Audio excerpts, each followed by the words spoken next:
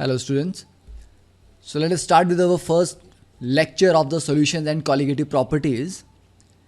देखिए before going into the details of the solution के solution क्या होता है, क्या वैरायटी के सॉल्यूशंस हैं, होमोजीनियस हेट्रोजीनियस, बेसिकली अगर हम इसकी प्रॉपर्टीज़ को या इस चैप्टर में जो भी आप पढ़ने वाले हैं जो प्रॉपर्टीज़ उनका जो बेसिक अंडरस्टैंडिंग है उसके लिए आपको वेपर प्रेशर की बहुत क्लैरिटी होनी चाहिए कि वेपर प्रेशर किस प्रॉपर्टी को कहा जाता है और कौन से पैरामीटर्स इसको डिफाइन करते हैं या इसको अफेक्ट करते हैं।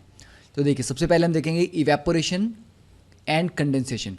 तो जब भी आपके पास अगर हम वाटर एक कंटेनर में यहाँ पर लेते हैं तो लिक्विड स्टेट से जब वाटर गैसेस स्टेट में जाता है this process is called evaporation. और इवेपोरेशन एक स्पॉन्टेनियस प्रोसेस है, यहाँ पर हम इसको हीट नहीं कर रहे हैं। तो ध्यान रखिएगा कि इवेपोरेशन और वेपराइजेशन में थोड़ा सा डिफरेंट है। फर्श पे पड़ा हुआ पानी अपने आप वेपर में कन्वर्ट होता है, दैट इज कॉल्ड इवेपोरेशन। तो it's a spontaneous process irrespective of the temperature कि गर्मियों में अगर पानी पड़ा होगा तो वो भी इवेपोरेट होगा, सर्दियों में होगा तो वो भी इवेपोरेट होगा।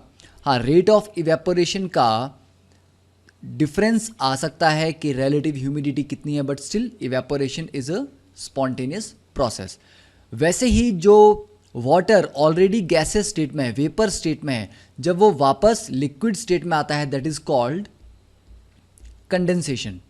तो ये हमारे पास दो प्रोसेस हैं, ये हम सब जानते हैं।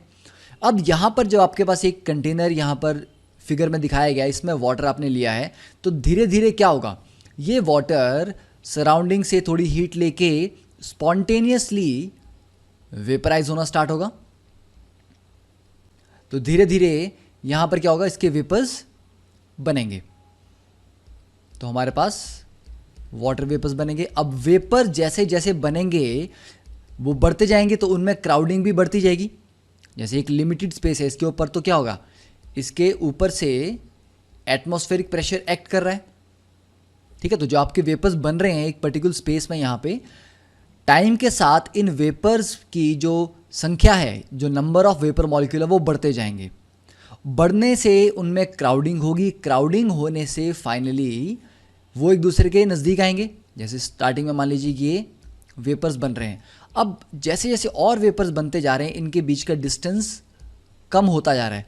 जब कम होगा तो दो वेपर मॉलिक्यूल आपस में इतने क्लोज आ जाएंगे कि उनके बीच की अट्रैक्टिव फोर्सेस स्ट्रांग हो जाएं, और जब अट्रैक्टिव फोर्सेस स्ट्रांग हो जाएंगी तो हो सकता है वो कंबाइन करके वापस ड्रॉप बना के नीचे गिर जाएं। तो अभी अपवर्ड जाने का रेट जो था वो 3 था, ठीक है। मान लीजिए कि 3 मॉलिक्यूल एक पर्टिकुलर टाइम में वेपराइज हो रहे हैं। तो धीरे धीरे जैसे यहाँ पर क्राउडिंग बढ़ेगी कंडेंसेशन स्टार्ट होगी। अब कंडेंसेशन जैसे स्टार्ट होगी तो मान लीजिए एक मॉलिक्यूल कंडेंस हुआ।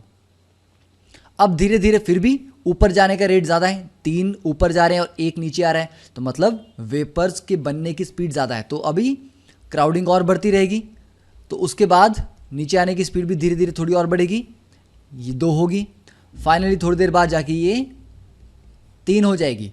अब जिस टाइम आपका rate of evaporation is equal to the rate of condensation that is called the state of equilibrium, कि अब हम बोल सकते हैं कि हमारे सिस्टम ने इक्विलिब्रियम को अचीव कर लिया है,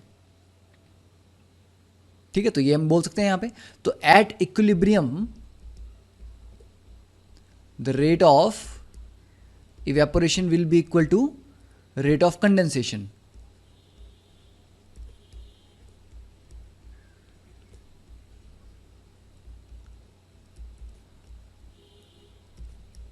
तो आप बोलेंगे कि ये सब तो हम जानते हैं कि इक्विलिब्रियम हमने ऑलरेडी 11th में पढ़ा हुआ है, बट ये हमें क्यों हम दोबारा रिवाइज कर रहे हैं। देखिए इक्विलिब्रियम तक तो हम पहुंच गए कि rate of evaporation is equal to rate of condensation.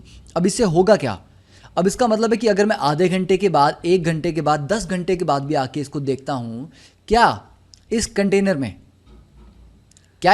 में जो नंबर ऑफ वेपर मॉलिक्यूल्स यहाँ पर बने हैं इनमें चेंज आएगा। कि मान लीजिए, चलिए कुछ बच्चों को लग रहा होगा कि ओपन कंटेनर है तो कुछ प्रॉब्लम है, अगर हम इसको क्लोज कंटेनर भी ले लेते हैं और जब इक्विलिब्रियम आ गया तो यहां पर total number of vapour molecules थे n। ठीक है, n वेपर मॉलिक्यूल्स। अब अगर आप एक दिन के बाद आते हैं तो क्या नंबर ऑफ वेपर मॉलिक्यूल्स बढ़ जाएंगे या घट जाएंगे? तो आप बोलेंगे कि नहीं होगा। ऐसा क्यों नहीं होगा? क्योंकि इक्विलिब्रियम आने के बाद जिस स्पीड से वेपर बन रहा है उसी स्पीड से वेपर कंडेंस भी कर रहा है, तो n चेंज नहीं होगा। जब नंबर ऑफ मॉलिक्यूल्स वेपर के फिक्स हो गए तो PV is equal to nRT से, देखिए सराउंडिंग का जो टेम्परेचर था वो भी हमने चेंज नहीं किया, तो टेम्परेचर भी कांस्टेंट है, R भी कांस्टेंट है। Okay, number of vapour molecules n भी कांस्टेंट है, तो उससे नंबर ऑफ मोल्स जो निकलेगा वो भी कांस्टेंट रहेगा। वॉल्यूम ऑफ कंटेनर भी कांस्टेंट है, तो जो प्रेशर होगा ये भी क्या होगा? कांस्टेंट होगा। ठीक है, अब ये जो प्रेशर है this is called vapour pressure. मतलब जब आपने कंटेनर में पानी लिया था और स्टार्टिंग में रेट ऑफ इवेपोरेशन 3 था पर कंडेंसेशन अभी कम थी, तो उस टाइम भी तो प्रेशर आप कैलकुलेट कर सकते थे। ठीक है, तो उस टाइम अगर आप प्रेशर को कैलकुलेट करते तो वो जो प्रेशर होता that would be called partial pressure. ठीक है, उसको आप वेपर प्रेशर नहीं बोल सकते। ठीक है, मान लीजिए कि अभी जब इक्विलिब्रियम आ गया है तो प्रेशर इनसाइड द कंटेनर, या आप इसको लिखिए कि vapour pressure inside the container is equal to 20। ठीक है, यूनिट्स डिफाइन करने की जरूरत है। मान लीजिए 20 इसको हमने ले लिया, तो ये 20 धीरे धीरे बना जब वेपर्स के मॉलिक्यूल बने। अब जब आपने स्टार्ट ही किया था प्रोसेस तो ये प्रेशर पहले 1 हुआ होगा, फिर 2, फिर 3, फिर 4, तो इक्विलिब्रियम आने के बाद ये 20 हुआ है। मतलब जब पहले ये 19 भी था तो वो इक्विलिब्रियम वैल्यू नहीं थी, तो उस वैल्यू को भी आप वेपर प्रेशर नहीं बोल सकते। तो क्या ध्यान में रखना है कि vapour pressure is the pressure of liquid which is in equilibrium with its vapour. ठीक है, तो क्या लिखेंगे हम? इसकी डेफिनेशन लिख सकते हैं।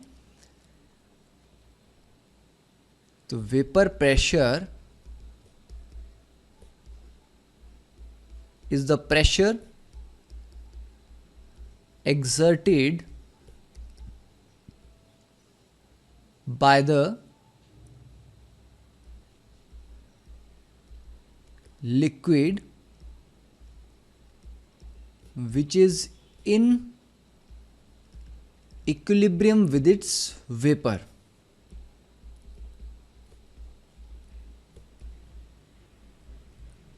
ठीक है, लिक्विड का यहाँ पर ये आपने कंफ्यूज नहीं होना कि लिक्विड का प्रेशर कैसे होगा, ये तो वेपर का होगा। मतलब बात हो रही है कि लिक्विड और वेपर आपस में इक्विलिब्रियम में है, तो उस टाइम जो सिस्टम का प्रेशर है that is called vapour pressure. तो जब तक इक्विलिब्रियम नहीं आया है आप इस वेपर प्रेशर टर्म को यूज नहीं करेंगे। ठीक है, और एक बार ये 20 का प्रेशर एस्टेब्लिश हो गया तो आप जितनी भी देर के बाद आएंगे ये प्रेशर वेरी नहीं करेगा। ठीक है, ये किस पे डिपेंड करेगा कि आप का जो सराउंडिंग का टेम्परेचर है वो कितना है। अब ऑब्वियसली अगर आप टेम्परेचर को वेरी करते हैं, ठीक है, सराउंडिंग की कंडीशंस को वेरी करते हैं, तो उससे इक्विलिब्रियम डिस्टर्ब होगा। अब इक्विलिब्रियम डिस्टर्ब होगा तो ली चैटले प्रिंसिपल के अकॉर्डिंग सिस्टम अपने आप को रीएडजस्ट करेगा। ठीक है, तो आप टेम्परेचर को अगर ना छेड़ें, सराउंडिंग की कंडीशंस को ना छेड़ें, तो ये 20 का प्रेशर ऑफ वेरी नहीं होगा। अब सेकेंड जो इसमें इंपॉर्टेंट चीज़ है कि ये जो प्रेशर है वेपर प्रेशर, क्या ये इंटेंसिव प्रॉपर्टी है या ये एक्सटेंसिव प्रॉपर्टी है? कि मतलब अगर मैं इस बकेट में जितना मैंने पानी लिया था इसमें अगर मैं पानी के अमाउंट को डबल कर दूं तो क्या वेपर प्रेशर डबल हो जाएगा या बढ़ जाएगा? तो ये नहीं होगा, क्योंकि जो वेपर प्रेशर है वो एक इक्विलिब्रियम प्रॉपर्टी, और इक्विलिब्रियम इस पे डिपेंड नहीं करता कि आपके पास कितना अमाउंट है।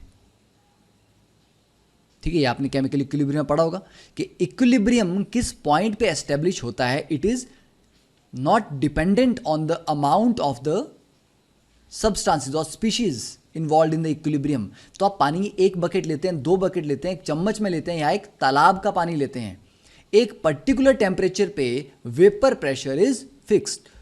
तो vapour pressure is intensive property